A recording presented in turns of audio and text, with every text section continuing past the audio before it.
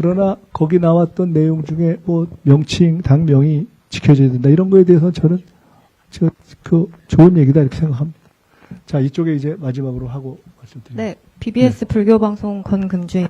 아까 태릉 CC 관련해서 여쭙는데 뭐 관련해서? 태릉 CC 관련해서 태릉 CC. 네, 부지 개발에 관련해서 여쭙는데 그 국토부 입장을 보시겠다고 하셨는데 그 개인적인 총리님 의견이 좀 궁금한데 그 세계유산 영향평가를 거쳐서 국토부에서는 추진을 하겠다고 했는데 지금 입장은 이제 종묘 개발과 형평성 논란이 좀 많이 있습니다. 그래서 그 부분에 대한 개인적인 의견들이 궁금하고 네. 만약에 그 유산지구 영향 결과에 따라서 세운 이 재개발에 대한 영향 평가도 혹시나 좀 뭐 그 결과가 좀 달라질 수 있을 것이라고 보시는지도 궁금합니다. 네, 그 다음에 또 누구 네, 계시죠? 저 이데일리 김미영 기자입니다. 어디 계셔요? 여기 있습니다. 아, 네. 예. 이해군 기획처 장관 후보자 지명 때에 제청권을 적극 행사하셨는지 궁금합니다. 그리고 새로운 이해운 장관 후보자 지명 때 제청권을 행사하셨는지 네. 궁금합니다. 그리고 새로운 기획처 장관 후보로 한간에서 이광재 전 지사 얘기가 나오는데요. 그 혹시 검증 중인 분이 있다면 말씀 부탁드리겠습니다. 정치인 관료 포괄적으로라도 말씀 부탁드립니다. 하나 더 부탁드리겠습니다. 대통령께서 추경을 언급하셨는데요. 지방선거 전에 추경을 하면 선거용이라는 평가도 나올 것 같습니다. 추경을 언제쯤 어느 규모로 어떤 사유로 단행하실지 여쭙겠습니다. 네. 여기 두 분 이제 마지막에 남았네요. 여기까지만 하면 이제 끝날 것 같습니다.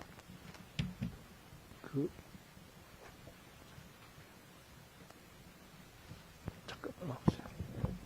예, 안녕하세요. 이투리 김서영 기자입니다.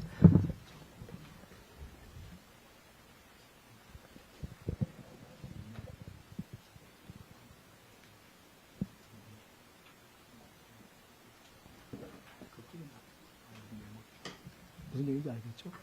네네. 예, 안녕하세요. 이투데이 김서영 기자입니다. 저도 세운지구 개발 관련해서 질문 드리겠습니다. 그 유산보호 중요성에 대해서는 이견이 없을 거라고 생각합니다. 근데 다만 이 세운지구 같은 그 도심 낙후 지역에서는 주민들의 삶의 질 개선이나 뭐 지역 경쟁력에 대한 요구가 높은 것도 사실입니다. 그 가장 합리적인 방안을 찾아가는 게 가장 중요한 과제일 거라고 생각을 하는데요.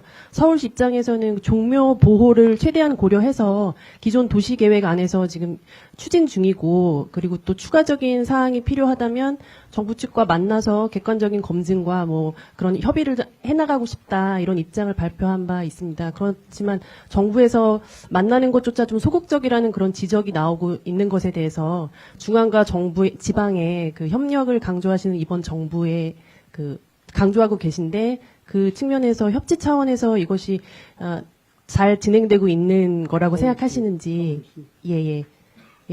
그 협치 원칙에 부합하다고 생각하시는지 입장 듣고 싶습니다. 네, 그 다음에 이제 마지막인 것 같죠? 두 분 남았네요. 안녕하세요. 그 뉴스핌 양가희 기자입니다. 그 정부가 6대 구조개혁 논의를 차차 시작하고 있는 걸로 보여지는데, 그 구체적인 방향이나 아니면 발표 시기, 뭐 개선 그 개혁의 목표 등은 뚜렷해 보이지 않은 상황이어서요. 총리께서 보시는 구체적 범위나 아니면 각 분야의 목표가 어떤지 좀 설명 부탁드리고요. 그다음에 쉬었음 청년 대책을 정부가 마련하고 있는데 곧 발표될 예정인 것 같지만 뭐 구체적으로 그 기존 내용을 넘어서 새로운 내용이 포함될 수 있을지 설명 부탁드립니다. 네, 이제 드디어 대단원의 마지막 질문을 어디세요? 죄송합니다. 네, 안녕하세요. 저 한국경제신문 배상수 기자라고 합니다. 마지막 기회 주셔서 감사합니다. 친절하게 답변 다 말씀해 주셔서 감사하고요.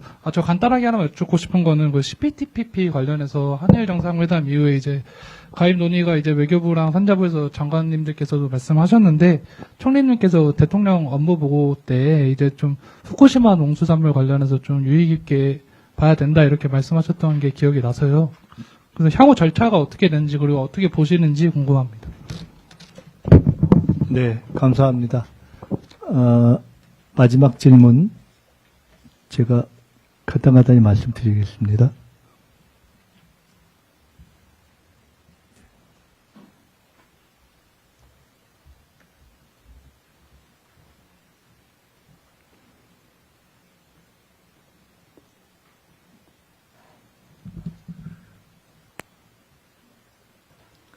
우선 태릉 CC에 대해서 몇 차례 질문이 반복됐는데요. 태릉 CC가 종묘와 똑같이 또 유산 영향 평가를 받아야 되는 그러한 대상에 해당한다면 이런 전제하에서 그러면 저는 그러한 평가를 받는 것이 이렇게 봅니다.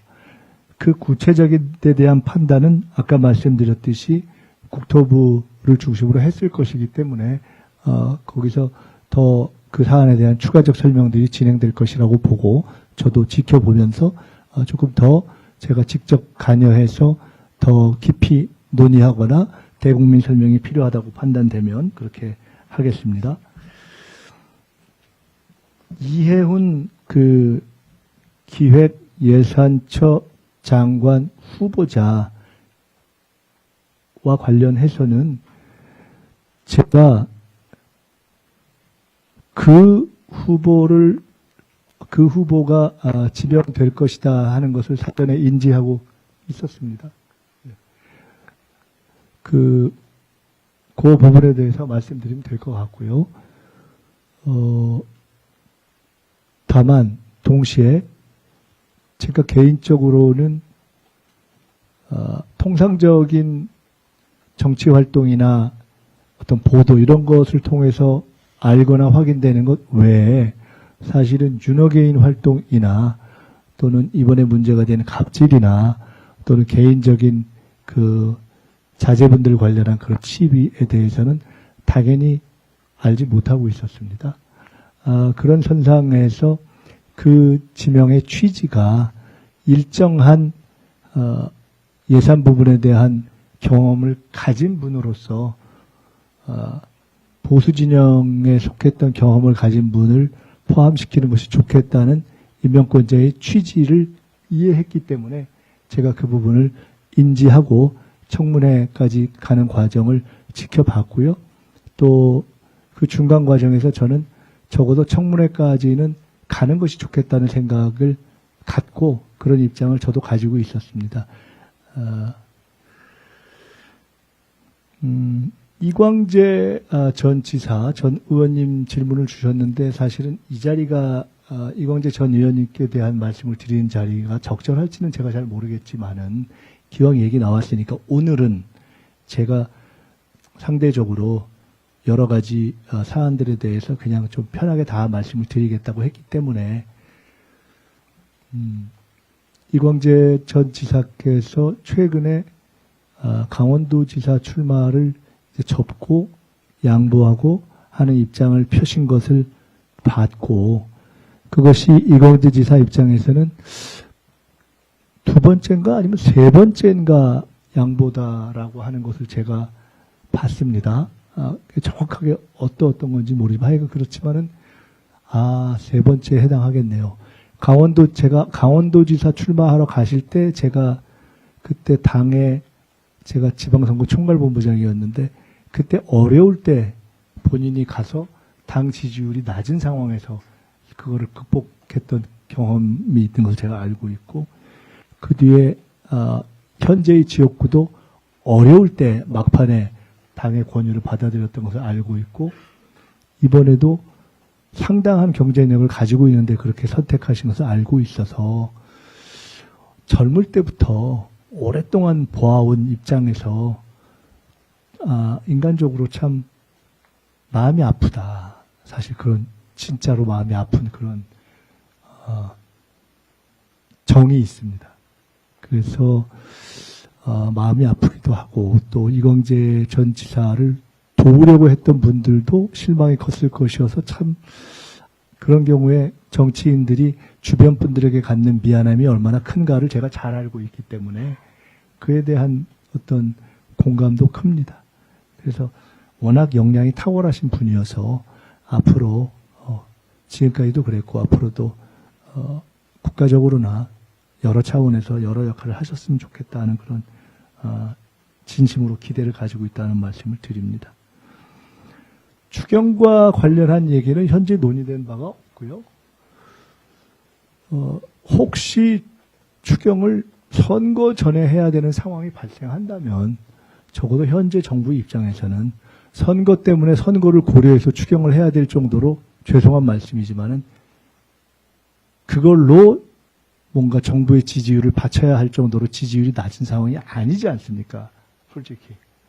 그러니까 그것을 가지고 선거와 관련된 카드로는 전혀 생각하고 있지 않다. 그거는 그야말로 여러 가지 경제적 또는 민생의 필요에 의해서 제기되면 그때 판단할 문제다 이렇게 생각을 하고 있습니다.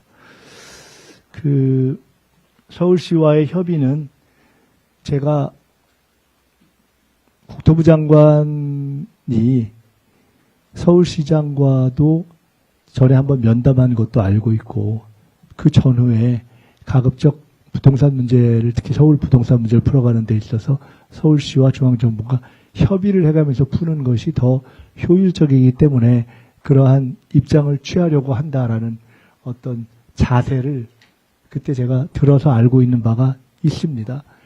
그렇지만 상호 정책적 판단이 다르기 때문에 100%다 일치할 수는 없고 노력을 하는 문제여서 어쨌든 그러한 노력은 지속적으로 이루어지는 것이 좋겠다 이런 생각을 가지고 있습니다. 6대 구조개혁과 관련해서 말씀드리자면은 마침 오늘 오전에 간부회의를 할 때 제가 이 문제를 강조해서 6대 구조개혁 문제가 제기되었는데 많은 현안들 때문에 조금 관심이 뒤로 밀린 측면이 있고 그러다 보니까 6대 구조개혁의 구체적인 내용 정리라든가 그리고 6대 구조개혁 내에서의 각 개혁의 우선순위 선정이라든가 하는 등등이 좀 덜 진전된 면이 있다. 그런데 이것은 한 부처와 관련된 사안이 아니기 때문에 대통령께서 제기를 하신 이상 이에 대한 내용 정비와 우선순위 정비 등을 하는 중요한 책임을 총리실이 자임하고 현재까지의 진도를 확인해서 좀 정론 내지는 정리 또는 공론화 작업을 시작해보자라고 마침 제기를 한 내용입니다. 이것이 조금 더 정리되는 대로 정리해서 말씀드리도록 하겠습니다. 쉬었음 청년 말씀하셨는데 쉬었음 청년에 대한 말씀보다는 청년 문제에 대해서 기왕 연관되어 있는 것이어서 오늘 제가 기자간담회에서 한 내용 중에 잘 주의 깊게 보시면 책임과 관련한 부분에서 청년관계 장관회의 청년당정청이라는 얘기가 나오고 소통이라는 측면에서 젊은 한국 투어라는 게 나오고 해외 활동 관련해서 미중일 청년들과의 교류 강화가 나옵니다. 즉 총리가 생각하고 있는 향후 국정수행 방향에서 청년 문제가 굉장히 강조되고 있다고 보시면 됩니다. 저는 실제로 우리 정부가 시작하고 나서 대통령님과 우리 정부의 핵심 관계자들에게 우리가 해야 될 제일 중요한 숙제 하나가 청년 문제의 정면 해결 노력을 하는 것이다 이렇게 말씀드렸고 그래서 부족하지만 총리가 된 이후에 소통 프로그램의 하나인 어떤 총리의 어떤 인터뷰 뭐 이런 대화 이것도 청년 문제에 집중했습니다.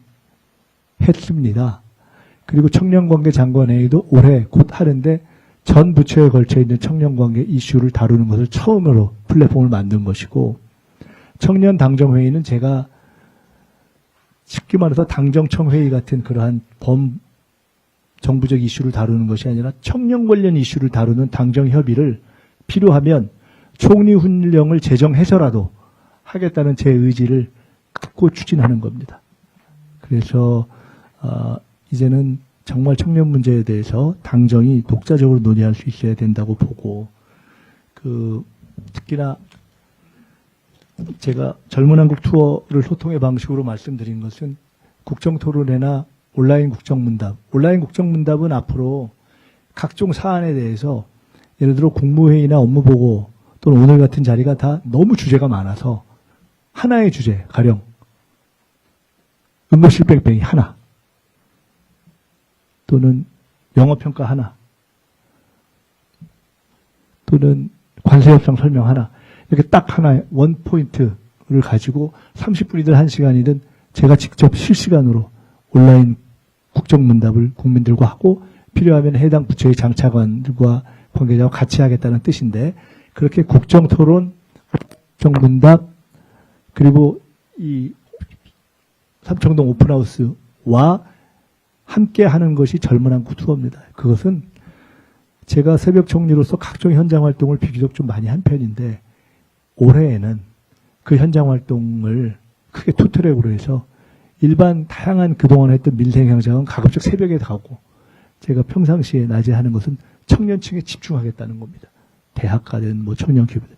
그래서 그런 식으로 집중하겠다는 뜻이라는 점을 말씀드리려고 합니다. CPTPP는 저는 기본적으로 한국과 일본의 경제적 협력이 매우 중요하다고 보는 사람입니다. 그래서 CPTPP가 한일 간의 FTA가 일본이 CPTPP를 주된 경제협력 방식으로 제기하고 있는 상황에서 한일 FTA 같은 방식보다는 CPTPP를 추진하는 쪽이 더 유용성이 있을 거라고 판단하고 있습니다. 그럼에도 불구하고 지난 업무보고 때 제가 CPTPP에 대해서 그것만 추진하는 방식으로 하는 것은 신중하는 게 좋겠다고 말씀드렸던 것은 아시다시피 CPTPP와 관련해서 포괄적으로는 다 좋다고 이야기를 하지만 실제 상황에 들어가면 여러 가지 농수산 관련한 현안이 있을 수 있어서 경우에 따라 잘 안 될 수도 있고 지연될 수도 있기 때문에 그것이 잘 되고 안 되고와 상관없이 한일 간의 경제협력을 일관되게 강화할 방법은 같이 병행적으로 찾아야 한다라는 제 얘기를 하는 것이 그날의 취지였습니다. 자, 이제 질문을 다 말씀드린 것 같습니다.